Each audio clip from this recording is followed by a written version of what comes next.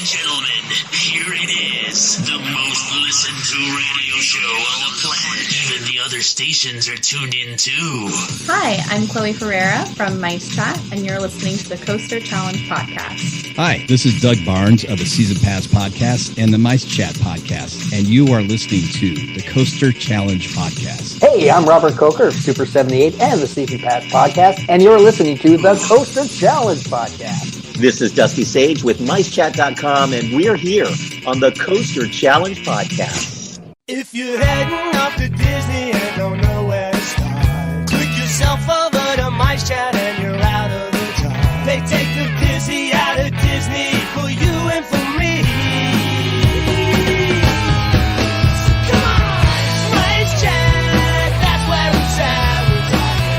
Mice Chat, that's where it's at. You know it's Mice Chat, beside it's the fun. Come on, it's MiceChat.com. Head back and face forward because it's Mice Chat month on the Coaster Challenge podcast.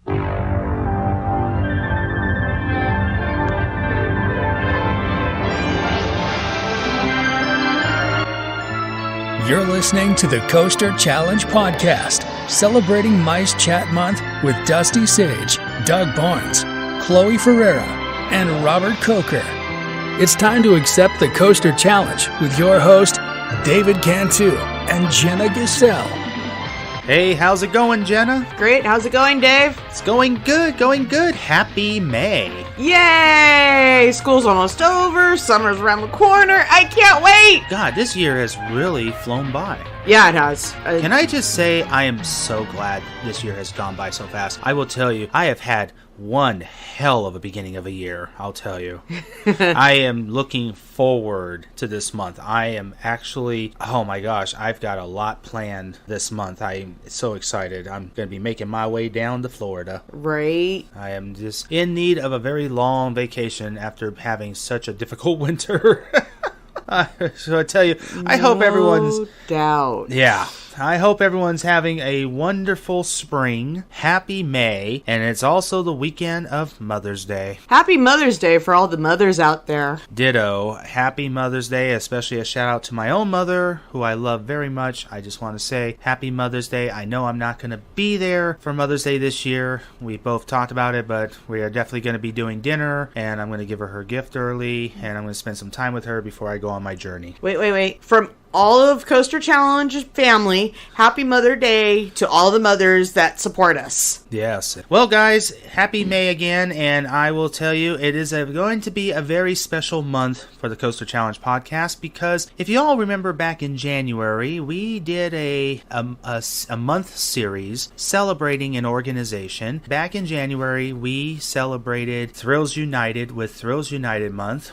Starting today, we are celebrating Mice Chat Month right here on the podcast. And for all of you that don't know what Mice Chat is one of the biggest Disney news that you'll ever know in the Disneyland world, pretty much. And if you need to know anything that's going on at any of the Disney parks, Mice Chat is definitely the place to go. They have everything from website, YouTube channel, podcasting. They do everything, and they cover it in all angles, all things Disney. Well, it's not just make it exclusive of just Disney, but they cover all of the parks too. So yep. They do Cedar Universal. Fair, Universal, all of those parks. Yeah, especially here in California, they do a very special haunt event at Not Scary Farm every year, and we got to take part of that last year, and it was just really awesome. And we also, they host a really fun event every year, sometime around February. They do what's called the Mice Chat Gumball Rally at Disneyland, and it's basically a scavenger hunt, and it's just so much fun. You guys have really got to check it out. But we're all good friends with the people of Mice Chat. We've got 4 very special guests from Mice Chat that are going to be on this whole month. Today, we are going to kick off Mice Chat month with a very special guest. We've got Chloe Ferreira, who's from Mice Chat, and she is the event planner who handles all the event planning that goes on in the Mice Chat world. Andrew is standing by with Chloe today, but first, because we're celebrating Mice Chat month here, we've decided that we're going to highlight some special clips of what Mice Chat does. For Chloe, we actually got a really neat clip of them doing a live video with her and Dusty Sage together, and they were doing a walk around at Epcot, and it was just really awesome. So take a listen. Hi everybody, Dusty Sage here with Chloe, and we just got to do something super duper cool, and just behind us that way is the construction for Guardians of the Galaxy Cosmic Rewind. And we got to go inside and see the construction. So we're going to take you on a little journey with us. We're walking to our next media location for the Walt Disney World 50th anniversary, but we wanted to talk to you on the way so we can tell you what we saw. And it's pretty cool, isn't it, Chloe? Oh, it was a complete surprise. So we were on cloud 9. It was great. It was awesome. So behind you, you see the construction. They're just getting ready to put the solar panels on the roof, but inside, they have completely built out the coaster. So, can you see? You can kind of see the show building from here. It's the go away blue against the sky, or blended blue. Here, but I will turn this around so that they can see. It's a massive show building behind the original Universe of Energy building. Oh, monorail going by. Perfect. But the coaster track is ginormous. Yeah. Ginormous. They said it's one of the largest indoor roller coasters anywhere in the world. Do you want to flip it around, or do you want to keep it? Oh no, we'll keep going. Okay. Yes, one of the longest enclosed coaster tracks in the world. The longest enclosed coaster track for Disney parks. Yeah. And it looks amazing. We walked in and it was, first of all, the air conditioning hit us, which was a nice surprise. Yeah, because now we're outside melting, as you can tell from my hair. Nice Florida weather for you in September. And Dusty decided to wear jeans. I wore shorts, being a Florida girl in September, and I had to put on black sweatpants, which Dusty was making fun of me for. It wasn't very nice. So fashionable. We put that on Instagram. Oh, it was very fashionable. We did not put them on Instagram. But yeah, we had to suit up because today was the first day the Imagineers didn't have to wear a hard hat while they're in the construction Yeah, well, site. just because of us. They'll go back to it once they start working again. Of course, yeah. So they were all very excited to show it off. We'll have more info tomorrow. What's this line for? This is for Club Cool. Oh, that's for new Club Cool. New Coca-Cola stop. We have somebody stopping. Oh. For the creation shop. And then, of course, we have Epcot construction walls everywhere. We have Dusty stopping for a fan photo. Can't go anywhere with him. We're walking back to the France Pavilion. So if there's anything along the way that you'd like to see, I'm back. Give us a comment. He's back. And let us know. Otherwise, we're just going to start trekking. So what surprised me most about the whole coaster thingamajiggy-jig is, one, they didn't tell us. They said that we were going to be on that panel discussion. All that was on our info was a roundtable interview. So a roundtable interview. Surprise. And they had us enter by test track, which is like far, far away from the ride. So who would ever in their right mind think that we would be going inside the show building? Except I think both of us thought that we would probably be going. I heard some whispers, and then when I saw the rack of pants and shoes, I knew what was happening. They started making people bag their phones and put their bags away. Then something happening. Yeah. So when we walked inside the building, the supports for it are very, very heavy duty. It's for like a ride 15 times bigger than it is. I mean, I was shocked at the size of those columns. Yeah, I would, it's not Disney, but I would compare it to Escape from Gringotts at Universal Orlando. The track is massive, and it's a big, just wide track. Yeah. And it's very bulky, lots of twists and turns. There weren't too many drops that I saw, and there's absolutely no inversions. We know that the beginning portion is a first ever patented backwards launch. Mm-hmm. And then it looks like it could be fast, but they're deeming it as a family-friendly coaster at Epcot. I have a feeling it's not going to be too crazy because they do want families, kids to be able to ride. This way or this way? Let's go this way. Okay. So, just so you all know where we're headed, we're walking all the way back to the France Pavilion where we have our next interview. So you get to enjoy the scenery along the way. We'll point things out as we go. So, Chloe, let's talk about what we know so far. So we know that the ride system is multi-directional. So the coaster cars themselves tilt and move in any direction Disney wants to point them. They're calling it an Omni coaster because similar to Haunted Mansion with the Omni River car, they're able to twist and turn your dune buggy to whatever scene they want you to look at. It's just like that. This isn't a random spinning coaster like Primeval Whirl or Crush's coaster in Paris. They're controlling where you're looking. Highly controlled, so they can point you towards the show scenes. Lots more storytelling. So while the coaster itself looks done, I mean, there's no more installation in there. That's done. The show scene elements probably are not. We only saw a couple of thematic things in the whole room, like a giant starburst kind of thing that you burst through, and then a big planet that has not been painted yet. I think might be projected on. Could looks be. Like a projection screen. Yeah. So, and then they said to us that this is only half of the experience. So we were inside the new show building, which is behind the old Universe of Energy building, and that Universe of Energy building is still there. So your understanding is that building is going to be what? The original Universe of Energy Pavilion is the queue, the gift shop, and then the pre-show, which I believe, similar to Rise of the Resistance and Highway Railway, they're now grouping the pre-show in as part of the attraction experience.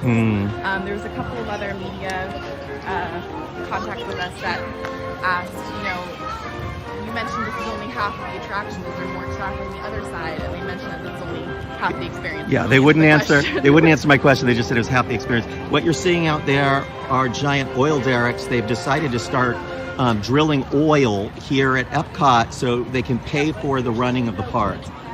Actually, that's the new Harmonious barges that are out there day and night. So they look lovely all day long, just sitting there on the lagoon like they're mining oil. At least they have some 50 assemblies on them now. Yes, they're projecting things onto the giant. They're hideous, Chloe. I'm going to walk on this side of you so they can hear both of us at the same time. So we're going to walk a little faster now because now we have a long, long walk ahead of us and it's hot. We got 12 minutes. 12 minutes. Can we do it, folks? Somebody start a countdown. There's the Eiffel Tower right there. So we need to go. You can see the Eiffel Tower back there. That's where we're headed. We have to walk all the way to France. Yes. But then we're back there for the evening, so we're okay. Oh my goodness. So do we have any questions out there?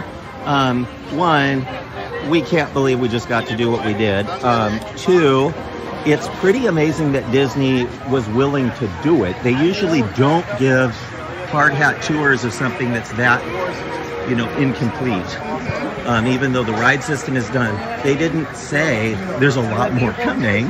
They didn't say we have a ton of theming still to bring in. They just said, here it is. They basically just said, look around, and you can ask us questions tomorrow, they said. So we'll ask plenty of questions. If there's anything specific that you'd like us to ask the Imagineers who worked on Guardians Cosmic Rewind, shoot them over now via comment, and we'll try to include them if we can tomorrow. We have a few quick minutes with them, but we'd love to get what the general audience wants to know about it. I'm super stoked now. Now I care about this ride. I wasn't all that excited about it before because I really loved Universe of Energy, and while it really needed an update, the Pat Sajak, Jeopardy, Ellen DeGeneres kind of pre-show was a little dated. Oh, that's right, Alex and Trebek. Jamie Lee Curtis, Stupid Judy. Stupid Judy. It was a great nap time towards the end of 40 minutes of air conditioning. I love that attraction. I grew up with the Ellen version, but I'm really glad that Epcot will have a big thrill ride outside of Epcot. Yeah, the way they're incorporating it into Epcot is a little bit forced. The new pavilion, so on the front side where the old Universe of Energy was, is the new pavilion is supposed to be like the first interplanetary pavilion at Epcot. So there'll be aliens, and they're showing you all the things about their world. And then you end up going on the ride in their pavilion, and it shoots you into the Cosmic Rewind. So as far as we know, that's the theme. So the front part will be just like any other Epcot pavilion, only this one is interplanetary, so not like the space pavilion where you're going from Earth into space, but aliens from another planet have set up a pavilion at Epcot. That kind of works. But they say the planet was called Xandar, Yes. and I don't know what that is in the Guardians of the Galaxy world. Some of you may know better than us. Is Xandar a real planet? Yes. Okay. Well, I don't know actually in actual. Well, in but, you know. Guardians of the Galaxy. In like. Guardians lore, yeah. All right. So that was our experience. Just literally, we started doing the video as soon as we got out because we were so excited. We're like, oh, we have to tell everybody. And this is why people hate us, Chloe. Why? Well, because we get to do things like that. Oh, I know. But we get to share it with you, so that's why we wanted to hop on here. Yeah, well, I hate us. Share the excitement. I can't believe we just got to do that. I hate us. I hate that we couldn't just take just one photo of the track in the building. Nope, not even one. That towering track is amazing from the ground level with lights on. That'll be very rare to find online once the attraction's open. I will say something that stuck out to me about the shape of the track is one, it is very convoluted and twisty turning, but it has very few even dips. I didn't even see really drops. Yeah. There are some highly banked curves, but not overbanked. And, you know, no honestly, inversions. You don't really need that though with the way that the cars will turn. When you're doing a banked turn, if they turn it just right, it's going to feel like a drop. Yeah.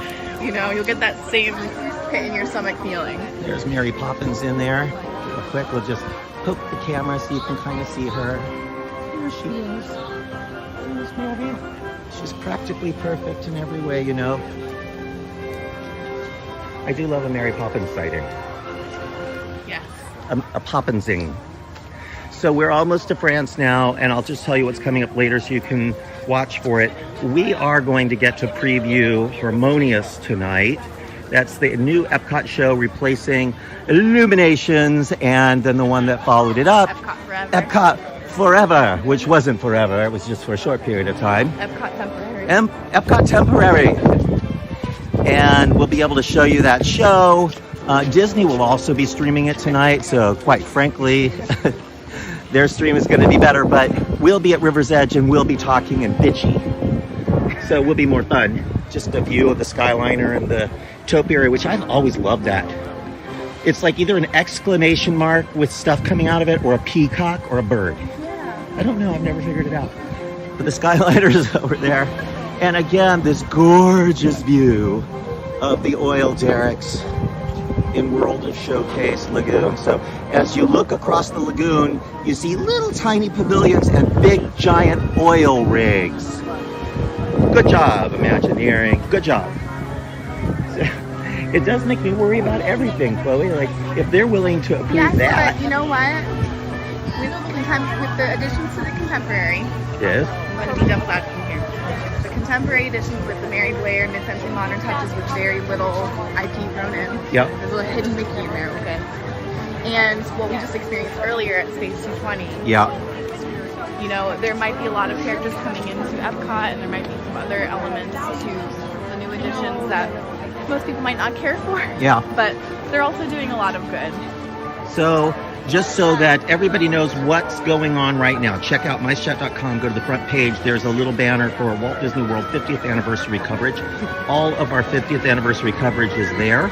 We have stuff right now on entertainment returning. We have an article about Space 220, the restaurant that shoots you into outer space. We just did that today. We loved it. We'll tell you all about it, what's cool about it, the food, etc. We have articles about the new golden statues. We have a ton of stuff coming up about both of the new shows, Harmonious, and what's the new fireworks show at Magic Kingdom called? Disney Enchantment. Enchantment. So that's coming up. And what else did we get up in the last 24 hours? It's like, it's been a whirlwind. Southwest. Oh, Southwest Airlines. Chloe, they put Chloe on an airplane yesterday and flew her to Texas. She didn't even know. And then they got there and fed her lunch, and she's like, they flew me all the way to Texas to have lunch. And then they took her to a hangar where they painted a brand new airplane to look like. There's little characters and Disney Park emblems, Walt Disney World Park emblems, to celebrate Walt Disney World and Southwest's 50th anniversary. Which is pretty cool, and they're giving away 50 Walt Disney World vacations. So every day for 50 days, they're giving away a Walt Disney World vacation. And you can find out more about that on MiceChat.com.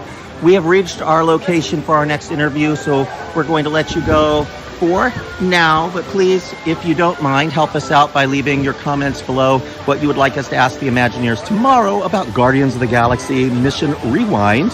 Cosmic Breakout. Cosmic Breakout. Rewind. No, oh my God, we're combining the two. Cosmic Rewind. Cosmic Rewind. Which will be the first Marvel ride in the Disney parks out here in Florida. So that's super cool. All right. Thank you, everybody. Thanks for watching. We'll be back with even more real soon. All right, that was really awesome, Jen, would you say? Yeah, I so want to go back to Disney World.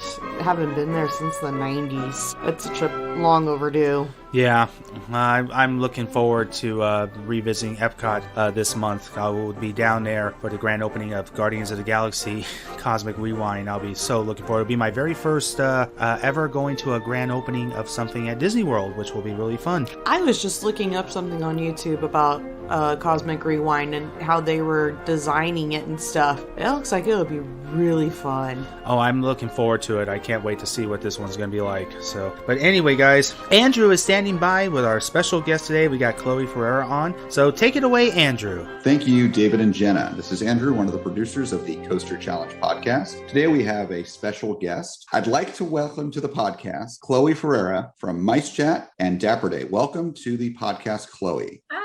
Happy to How are you doing? I'm well. How are you doing? Very good, very good. Let's talk about, tell us about yourself. Obviously, you're involved with a couple of very theme park oriented organizations. So tell us about yourself. Yeah, I'm born and raised in Florida. Fun. Yes. I grew up going to theme parks, especially Walt Disney World. So I'm naturally just very passionate about Orlando theme parks. I've been married for 10 years now. We have 2 pups that we love very much. And I'm sort of a Jane of all trades. I organize and produce events, help with retail pop-ups, cover theme park news, manage schedules, meet social media accounts, just a little bit of everything. That's awesome. That's awesome. What kind of dogs do you have, by the way? I have a Chihuahua. We also have a black lab. We don't know exactly what she is, but she's basically like a baby black lab. Oh, that's cute. So playful, energetic thing. She's really sweet. Nice. I love animals. I've got 2 dogs myself. I've got 2 Alaskan Creek Kai, which are basically like mini huskies. They're 20-pound huskies. Yeah. So, super fun, super fun. I know that one of the organizations you're involved with and how I came to know you, as our listeners know very well, not only is this a podcast, but sort of a meta moment. I'm a huge fan of podcasts and have been for years. The very first podcast I ever started listening to was MiceChat. The way that happened was I participated in the Gumball Rally at Disneyland. Oh my gosh. I want to hear. In 2017, that's when I first learned about MiceChat. And I'm like, MiceChat, what's Mo? And I've been a theme park fan for a long time, but I wasn't too much big on the whole following the theme park blogs and things like that. So I looked into MiceChat and Dusty and everything else and discovered they have a podcast, started listening and still listen to this day. And love when a new episode comes out. It's always fun with Dusty and Doug. And then I guess in the past couple of years, you've been a part of MiceChat and on the podcast. So how did you get involved with MiceChat? I met Dusty through some mutual friends while I was out in LA. I lived out in California off and on the last couple of years. I just met him a few times through a mutual friend who was working for him at the time. I kind of got to know him and started out just writing a few articles here and there. And then it kind of blossomed into what I do now. Gotcha. So, and you're basically, because there are a number of people that write articles. I do follow your blog as well and see all the great articles. I've seen yours. There's a number of writers, but you're also kind of been elevated up to kind of the podcast, kind of a guest host. Yeah, because considers me a Florida editor, I guess. Right. And you're like a Florida correspondent. Right. Yeah. Right. With a lot of backstage, like behind the scenes kind of things too, on the business side of things. And then I do cover a lot of the Florida news, Universal and Walt Disney World mostly. And we have a right. that cover. Yeah. There's a lot of news there. And I kind of got my start here as well as an influencer with this organization, Coaster Challenge, which started as a YouTube channel and then recently pivoted to podcasting. Hence why we're talking today. I got started with David about 3 years ago, almost to the day. I was right when he and I met at an event at SeaWorld San Diego. I used to live in California for years, which is how I met Dusty and Mice Chat and did so many nice events with them. Mice Chat puts on amazing events. I've actually talked about them here in the podcast about the Not Scary Farm events I've done, of course, the Gumball Rally. Anyway, I met David right before I was moving to Florida, and he and I stuck up a friendship and then started talking about me helping out with Coaster Challenge. And then with me moving to Florida, I became East Coast correspondent, big time Florida correspondent. We're on the media list for, SeaWorld and Busch Gardens, and working on getting there with Universal and Disney as well, seems like some inroads there with our growth. So yeah, similar kind of mission or similar kind of history for me as well. So thanks for telling us a little about yourself. So let's, we always like to jump in the time machine, the theme park time machine with our guests in the kind of first half of the interview. So growing up here in Florida, you went to Disney a lot. So I'm guessing the first attraction you ever experienced was at Disney, right? Yes. What attraction do you remember? What's your first? If you don't remember your first, what's the first one you do remember? The dynamic duo in Fantasyland, the Peter Pan's Flight, and it's because I was a baby. Okay, so you said like the combination of of Peter Pan and It's a Small World. Yeah, I remember being small enough to think that I could fall out of Peter Pan's Flight if I sat on the edge. Small World, I remember. I don't know. I just remember being little on that ride. And I know my parents loved both of those attractions, so we did it a lot. Interesting. Yeah, no, those are both classics. I still love going on Peter Pan as an adult. It's a Small World. I have to be in the right mood because of the music, how catchy it can be and whatnot. Let's kind of switch gears a little bit. Now, it could have been around that same time. How old were you, by the way, the first time you went to Disney? A couple months old. I mean, my parents were pass holders pretty much my entire life. I think we went a couple years when I was a teenager where we didn't go, but it was, I've been going for a long time. Oh, wow. And now are your parents, they still here in Florida? They are, yeah. They don't go as often. It definitely, and I'm more obsessed than my sister is. I don't know. They go once in a while, but they're still here in Florida. Okay, gotcha. So maybe it was when you were just a little, less than years old, maybe later. What one theme park attraction over the years has scared you the most, like before you got on it? I have kind of like two different ones that come to mind, but I think that's fine. Earlier one, and that does another story. Sure. Being a kid and going to Disney World a lot, I was terrified of Tower of Terror. It was that looming dark figure at the end of Sunset Boulevard, and I thought I would never be brave enough to go on it, especially for the time. I don't know if you remember like the 1990s VHS tapes that Disney would send out for free with basically like an overview of the resort. I loved those. Like when I was home, I would watch them at home. I'd ask my mom almost every night, like, when are we going back to Disney? Like I've been but whenever they showed, the clip of Tower of Terror, it would show people standing in an elevator. And then it would show like the Mickey ear hat flying in the elevator shaft. And so I'm like, what happens on this ride? This is terrifying. This is not safe. So I had no idea you strap in or anything like that. And I was young. I was, I must have been like 3 or 4 watching those videos, but I was about 5 years old. I don't know if you want me to go into the story yet, but it's been Tower of Terror. I have a whole story. No, go ahead. Let's hear your story. Yeah, sure. So I was 5 years old. I just became a big sister. I told my mom. I was also tall for my age too. I don't know if that's still the standard with kids today, but I was finally tall enough to go on Splash Mountain and Tower of Terror. And up to that point, I'd only gone on, like Thunder Mountain. She said, "Are you sure?" She's questioning me if I was sure that I wanted to do them. I said, "Yes, absolutely. I want to do them both. I'm a big girl now." And Splash Mountain, which was scary, but it was fine. And I loved it. I got into Tower of Terror. I strapped in, and I think just the cue too, because it's so well done, because it gives those, ominous vibes, and I love it now, but as a kid, it's terrifying. You don't know what's going to happen. And again, like that VHS, marketing ad, whatever, Tower of Terror is playing in my head, like I'm gonna die. The moment the attraction started, I don't remember anything. I just started crying, and I was hiding my face to my mom's arm the whole time, and it was terrifying because I feel like if you're not watching what's happening or you're not looking ahead while you're dropping, it just feels like absolute insanity. That affected me really poorly, actually, as a child. My mom says it was close to a year where I wouldn't go on anything after that because I just didn't trust basically Disney rides ever again. Really? So, Yeah, she said I was even scared to go on Dumbo. Like, they had to force me to go back onto Dumbo the Flying Elephant because I was just terrified. Eventually, I got used to going back onto rides because Thunder Mountain used to be one of my favorites, but they could not get me back on that after Tower of Terror. Wow. That's the little story there. Okay, I definitely want to dive more into that a little bit, some questions, some follow up. But first question I got to ask you: 5 years old, the bellhop that was there, leading you onto the ride. What was that experience like with that first bellhop? I don't remember, honestly. I must have noticed the cast members very much in character, and otherwise I wouldn't have been affected in that way. You don't think about it much as an adult. It's like fun and like, oh, they must really love their job, or this is so fun getting and, setting the tone. But as a kid, it's like, this is real. What's happening right now is real. We're getting into a cursed elevator. We're all going. Yeah, I don't remember that very much, but it must have been an authentic experience. I bet. You were scared to get on it, and then you were scared on it, and even temporarily scarred. At least when you rode it, you didn't really care. You didn't really conquer your fear on it, right? He didn't. So that's why I have another attraction that this kind of plays into. Yeah, let's hear that. Yeah. So I eventually mustered up the courage to go back on my favorite Thunder and Splash, and Test Track when it opened was basically like riding a car. I think in the meantime, I know Space Mountain existed. My parents tried to get me on Space Mountain. I would not do it. I knew it was in the dark. I knew that I was basically sitting alone in an individual bobsled car. That was not happening for me for quite a while. I say quite a while, but I guess in the typical theme park goer, it's not that old or young or what have you. I don't know. I guess because I grew up on theme parks and I went to them a lot. Right. Being a 12 or 13-year-old and not going on Space Mountain when you live an hour away is kind of a big deal, I feel like. Right.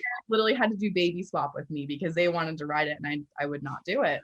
Wow. So, yeah. And then Rock and Roller Coaster opened and they knew that they couldn't get me on that because that's upside down in the dark and I would not. It happened one day. I didn't know I was going up until like the morning of, but some of my girlfriends are around the same age as me, mostly a little bit older than me. I was 11 or 12. They were going to Universal Studios. I had not been, since I was, I think like a year or two prior with some like family friends, and we were all kids doing the kiddie stuff. We didn't do any of the roller coasters or anything. I was way too scared then too. Because I think I went with a group of girls that I wanted to have them think that I was cool enough to hang out with them. I feel like I didn't let them see a sweat when we were walking up to Dueling Dragons at the time. I was terrified to go on. I hadn't done anything to that level even at Disney. So to see, a looping inverted, your feet dangling coaster and the dueling aspect of it was still happening at that time. I was so scared walking on that train. Oh, so I did that. After I did that, I think that was probably the most thrilling, even with Hulk and Mummy at the time. I feel like Dueling Dragons was probably the most thrilling one to start with at that park. Yeah. So after I got off and I was like, I lived. I'm fine. That was really fun. I knew that I could conquer anything I wanted to at Disney once I went back. I couldn't wait to get home and tell my parents, like, I can do Space Mountain, I can do Rock and Roller Coaster because I did this crazy one.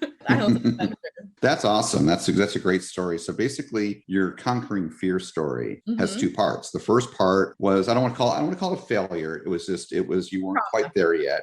You were really young. 5. Disney's not known for their thrill rides. They have a couple, most of their parks, but they don't really pivot much to the thrill ride because they cater to families. It's not like Universal. So 5-year-old riding one of their most thrilling rides, that's a little bit intense. Yeah. Not most 5-year-olds won't go on that. A lot of them aren't tall enough, to your point about you being taller, for your age back then. You were scared on Tower. You were still kind of freaked out afterwards. So it took you a while to even go back on the rides you used to always be fine on. Years later, so you were a teenager when you went on Dueling Dragons, right? You were really scared of Dueling Dragons, which I totally get. That was like you, I went to Universal a few times here in Florida in the earlier days.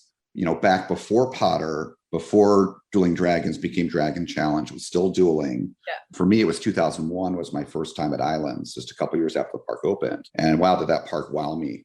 That and Spider-Man is so ahead of its time. And Dueling Dragons was intense and amazing and intimidating. Certainly, yeah. I totally get it. You were scared. So you were walking through the queue, that amazing queue it had, and you were nervous, kind of feeling all that fear. but you got yourself on it. Was it during the ride when you're actually on it that your fear kind of changed to and transcended into excitement and thrilling? Yeah, should watch a video again. Out of all the coaster ride through videos I watched, I have not gone back to Dueling Dragons. It must have been like after that initial lift or drop or what have you that I was like, hey, I'm okay, and this is kind of fun. I feel like I'm flying, you know? It was definitely during, because I didn't cry and I wasn't scared once I was on it. It was really the build up and just like, no, Chloe, you're old enough. You should be able to do this now. Just go do it. I was fine once it started going. Nice. Okay. Gotcha. So you, like you said yourself, you conquered your fear on that ride and felt like you could do anything. So ever since then, I know you've done some other crazy coasters and crazy rides. You've not had that fear again. Not like that. It's more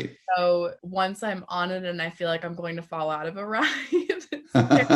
But it's amazing. Like, I love it. Specifically, Hang Time at Knott's Berry Farm and, of course, Velocicoaster at Island of Adventure. Those are the two that I scream, like, I shriek on those rides. Like, I don't shriek on any other coaster just because you're being whipped out of and there's no shoulder restraint and it's scary. Clearly, you conquered, that big fear riding Dueling Dragons. And while you might have had some excitement or a little bit of fear about a new attraction after that, like Velocicoaster you mentioned, it wasn't the same level as Dueling Dragons, your fear, right? No, absolutely. Yeah. No. Yeah. I have a little bit more trust in major theme parks than I did when I was a kid, for sure. Right. It doesn't take over.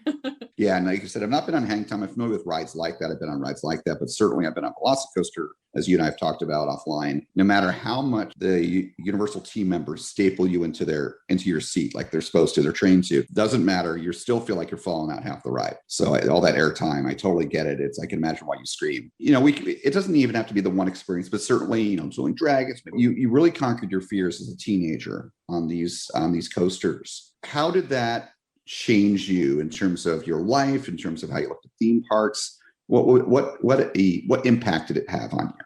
A very positive impact. I was able to do more with my family at the theme parks, and I felt like I could drop and go to Universal Studios again and not be terrified of doing those coasters, or SeaWorld even. Yeah, I feel like it's had a pretty positive impact just in the sense of me wanting to experience more of theme parks too. Venturing outside of my home Orlando parks and trying something new. I'm not really afraid to do that anymore. I haven't thought about it too much. Yeah, I feel like overall it's really impacted just my overall just love of theme parks. Nice. So like one thing that happens is if we're scared of something within a certain genre or certain place or certain type of thing, when we conquer that fear, like you just said, that allows us to open up to doing so many more experiences that are like that, where we just expand our world. Right. And so in this case, it's with theme parks. So it totally makes sense. And for me, funny, a lot of the stories we hear on this podcast from different interviewees, different guests, they conquered their fear based on peer pressure, or partly because of peer pressure. For you, as your friends there Dueling Dragons, my first upside down coaster, what really made me a big coaster fan was I was there with a school group, high school, with a bunch of friends. One of my first upside down coaster in Six Flags Great Adventure. David, it was one of his closest friends at the time, talking him into going on his first upside down coaster, which was what formerly was known as California Screamin', their California Adventure. Again, peer pressure. And sometimes peer pressure, it's pressure. It can be a good thing. It can help just kind of push us over the edge, in a good way. Beyond theme parks, has conquering fear like you did back then as a teenager, maybe you can think of the rest of your life, after that, did conquering that fear in that controlled, safe way on these coasters, these rides, did it have any other impacts on your life? Not in ways that I don't think I've truly realized, but I'm sure it has, just as a part of growing up. And that was definitely a major stepping stone in conquering fears for me, just because personally was homeschooled most of my life and I didn't have too much of the social aspect of school or getting up in front of a class and giving speeches in front of people. So I feel like conquering that fear might have helped me along the way, because I am much more of an ambitious person, and if I want something, I'll go after it, and I'm not really afraid of, not consequences, but I don't know, I'm not really afraid of what would come afterwards. Yeah. Right. Well, like there's those famous idioms, which are great idioms that are along these lines, like love like you've never been hurt, dance like nobody's watching, and that kind of thing. So it's kind of like that. And yeah, you mentioned you were homeschooled, like most people went to school. So I had that social aspect of things. There's, social anxiety is a big thing throughout society, even people at theme parks and whatnot. So I could imagine someone that's homeschooled, they're not getting that social aspect of things. But I know you're a very outgoing person. I might come off that way, but I'm very introverted. Oh, really? You come off that way? Okay. Interesting.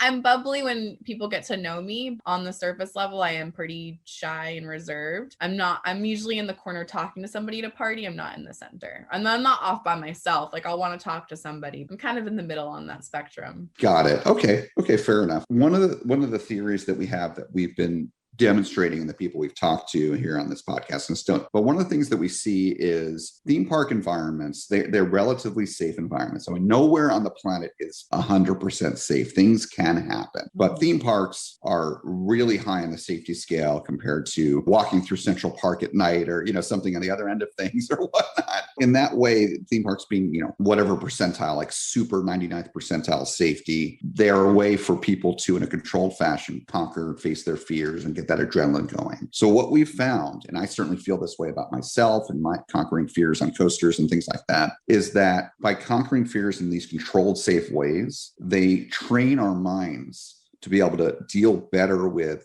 other anxiety-provoking situations that happen in life. Yeah. It's sort of like strength training for the mind. Yeah. So that's why where you said, probably it's helped you in other ways. It may be even in ways you don't even realize or haven't thought about. So nonetheless, have theme parks, going beyond facing fears and that sort of thing, have theme parks had any significant positive impact on your life in any other ways? Yeah. I mean, there's always that sense of escapism when you go to a theme park. I really feel like if you balance that properly in your life, it really is a benefit to your mental health. Yeah, I feel like going to theme parks help just kind of face daily stresses. And I do have anxiety and social anxiety and all that jazz. It's definitely helped me better acquainted with different types of people that I didn't necessarily grew up around. I feel like it also gives you it fulfills a sense of wanderlust in people, which is why this last year was so hard. It kind of adds another layer that we're able to go back to theme parks and go somewhere again. It definitely feels like you're traveling somewhere, even in a literal sense, when you go to, Epcot's World Showcase and you can travel around the world or go to Jurassic Park or what have you. So it definitely fulfills that in a sense. It's kind of like comfort food. I don't believe that people who didn't grow up on theme park can't eventually feel this way, but I feel like kids who grew up going to at least one theme park visit in their childhood, they're able to relive that memory and then make more memories with people that they're going with now as an adult. Feel like I know I've met my best friends at theme parks and through events at theme parks. I feel like it's such an easy, relaxed setting to reunite or get to know someone. I've made core memories with my husband there over the years. My once estranged sister is now one of my close friends. And one of the first things we did together was just go to Disney again, like we did when we were kids. And it really helped kind of heal things for us. Yeah. I mean, between just going, even like for me, I usually go about once a week, and it's just a great escape to escape your daily life and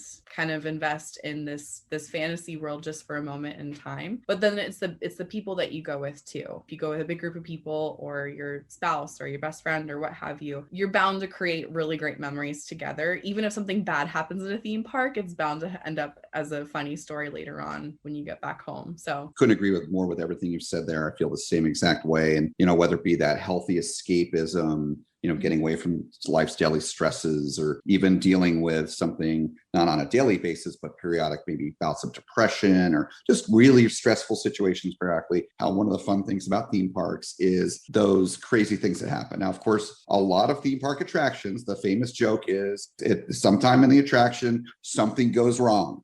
It's all planned, but it makes you think, oh, wow, we're going off course on River Adventure. Oh, we're going to this Velociraptor paddock.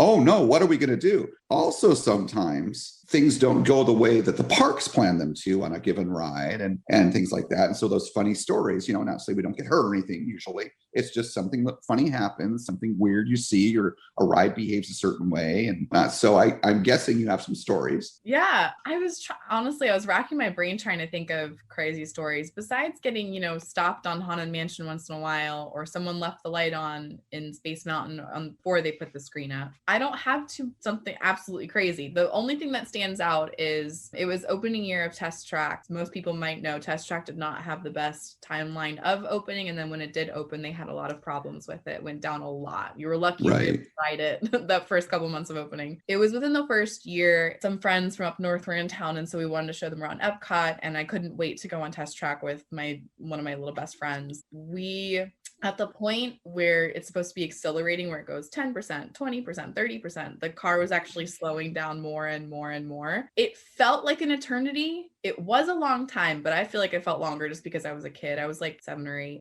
We were stuck. My mom says we were stuck for about an hour on test track in that part. The lights came on. They were talking to us, telling us, you know, they were looking into things, seeing what was going on. And I don't know if they had never evac'd or if they weren't used to it, but it was a long time. Like I remember as a kid just being bored, like, okay, let's get out of here. It was exciting because we got to evac and I got to walk through some of the inside track. I thought as a kid, like we were going to have to walk around the whole outside part. And I don't know, I didn't think that there were doors in between to exit. Just some of the inside track, and we got to go to like a backstage staircase down to back onto on stage, which was my first time as ever to be backstage before. So that was just like cool for me as a Disney kid. But yeah, that wasn't so fun. We got fast passes to come back and do it another time, but my friend wouldn't be there with me. So he got to do like half of the test track. It was a cool experience, but that was probably the one that the most lackluster, I guess. I feel like I have a lot of crazy guest stories just being at theme parks, but nothing really happened on an attraction that I can remember. Well, I appreciate, by the way, your modesty. That's always a good trait. And you were being very modest there, because what you just described is actually an awesome and incredible example of that question where we ask people about their craziest moment on an attraction, because there's generally a couple different key, like pinnacle sort of crazy moments in the theme park sphere, coaster sphere. One of them is getting evac'd off a ride, where you don't just get evac'd, but you get to see things that people don't normally get to see, which is what you experienced. Yeah, which is very cool. I've heard similar stories, and another person we interviewed, their crazy story, one of their crazy stories was getting evac'd on Everest and getting to see bridges and things inside the mountain, and you know, that you, again, scary like heights things and things like that. But yeah, getting evac'd is like, theme park enthusiasts, they like, oh my God, I got evac'd on this today. It's a big deal. So that's awesome. You got to experience that. I've not experienced that. So yeah, no, that was a great story. You have a great story. You should be proud to share that with people. So, I will. So speaking of things that I bet you're proud to share, I like to do segues. So what would you say is your favorite attraction, the one you're really proud of? I love Convention. It's so hard. Velocicoaster obviously is amazing, but attraction level, Hagrid's motorbike is really up there for me. The story and the surprises, and it never gets old. I literally bought an annual pass to Universal solely because of that ride. Awesome. So much. It's amazing. So what's your favorite Disney coaster for the ones you've been on? They both exist in Disneyland Paris. Disneyland Paris is the only international Disney park I've been to, and I love it to bits. It's the most park, and it's just gorgeous. I can't wait to go back. I love Big Thunder Mountain over there. Just the fact that it's out on the island, like that is island in Frontierland, and it feels like it's pulling you in when you go. It's like going through a tunnel under the water after you leave the load. Right. And then the little drop, if you're sitting in the back, you get some good airtime. When they take you back to the station, you go underground again. It's just completely dark, and I love it. And then I also really enjoyed their Space Mountain over there. It is Hyperspace Mountain at the time, but the inversions were so tight, and it was great. I loved it. We did that one a lot too. Out of all the Disney coasters I've been on, I love all of them. I've never come across a Disney coaster I didn't like, even Barnstormer once in a while. But those two out there are just incredible. Oh, and Crush's coaster is so fun too. Oh yes.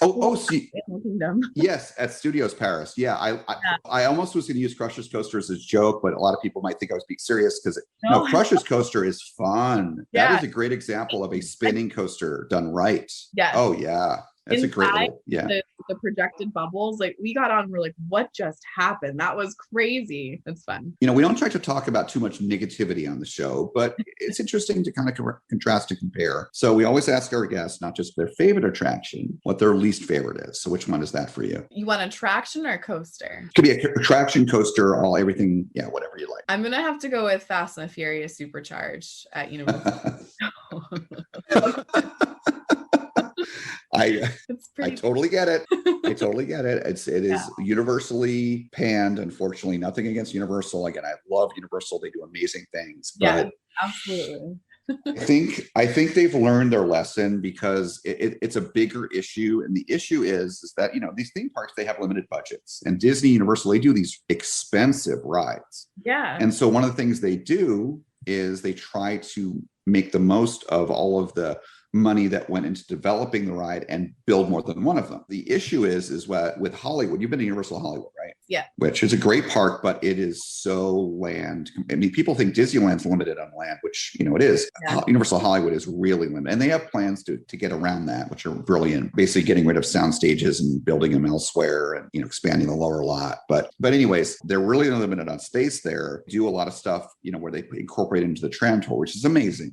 I think their tram tour, I think like records wise, it has to be like the longest ride in the world, because how long, it's like an hour, whatever it is. And then, they've got, Fast and the Furious there. It's where it debuted. They did King Kong there. God. They've got that technology, the ride film, the screen, so they put it in Orlando. On a tram tour, it works because you're in a tram.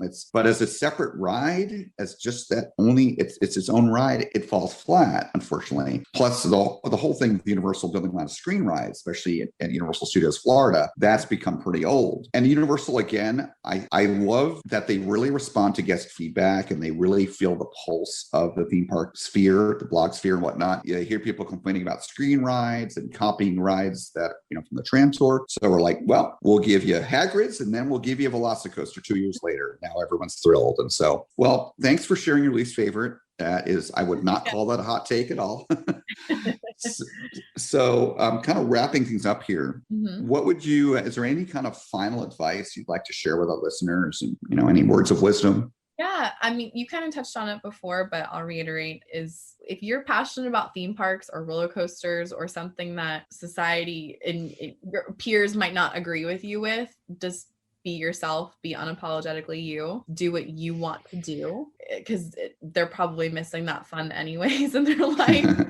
Something must have happened that they don't like that part of you. I personally, people in my life thought I was too obsessed with Disney, and they thought that I went too much and I cared too much about all the changes that were going on. And then it turned into my career, and I actually love it. I enjoy what I do. Yeah, just stick to what you know. Just be yourself is what I could advise everybody. Just be your own authentic self. That's great advice. I love it. Well, Chloe, last thing I'd like to do, as we do with all our guests, is I know you're involved with a couple different theme park related things. So if you'd like to please go ahead and share any websites that you have, talk about Mice Chat, where people can find Mice Chat, podcast, any other social media channels you want to share, please share away. Yes. Absolutely. So if you're interested in Dapper Day at all, definitely go to dapperday.com. We have all of our future event info, merchandise, everything about Dapper Day, because I know a lot of people are typically curious about that usually. And then micechat.com, that's where I cover theme park news, and that's the biggest site to cover Disneyland news on the West Coast. And then we also cover some Florida parks news as well. There's Instagram channels for those accordingly too. And then personally, I'm on Instagram at Carousel of Chloe, and that's pretty much all I have that's out there for myself. Great. Thank you. And I've known of you for a while, listening to Mice Chat podcast, but I kind of found you on Instagram, your Instagram account, Carousel of Chloe, and like, wait a second, I know Chloe. She's kind of that fun, bubbly person on Mice Chat recently. And so then we started talking, and your Instagram, you can post some fun things on there. So I encourage listeners to follow you on there and see some fun theme park stuff. It's all Velocicoaster right Yes, which I love, which I caught that. Yep. Yeah, that's why I was like, oh yeah, that's right. She loves coasters too. That's right. She's not quite as afraid of them as Dusty is. So yeah. So, well, thank you very much for the interview today and chatting with us. It was a fun conversation. So thank you. Thank you, Andrew. Thank you, Chloe. That was a really awesome interview, Jen. Yeah, it was. I love that she has her pets as her fur babies. I always love the fur babies. I will tell you, pets are children too. Oh, yeah.